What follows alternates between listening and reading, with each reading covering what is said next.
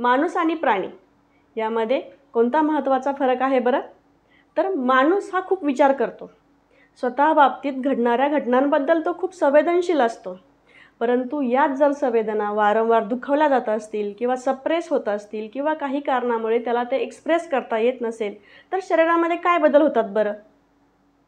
तुमच्या ऑफिसमध्ये किंवा कामाच्या ठिकाणी एखादी व्यक्ती तुम्हाला सतत टोकत असेल, हेच कर, तेच करू नको, असंच कर, अशा सूचना देत असेल, तर तुम्हाला डोकेदुखी किंवा मायग्रेन हा त्रास होण्याची शक्यता जास्त असते.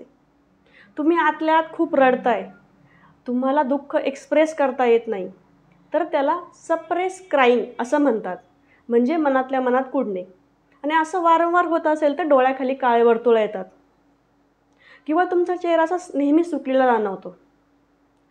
तुम्ही आतून रागाने खूप खदखदताय, तुम्हाला तो राग व्यक्तही करता येत नाही किंवा स्वतःची बाजूही ठामपणे मांडता येत नाही.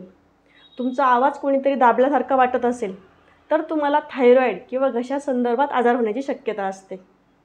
जर तुमच्या पाठीवर जबाबदारीचं खूप ओझं आहे, ते तुम्ही पेलूही शकत नाही आणि जर टाळूही शकत नाही, तर अशा केसेसमध्ये खांद्याचे, मणक्याचे व पाठीचे दुखणे स्टार्ट होते.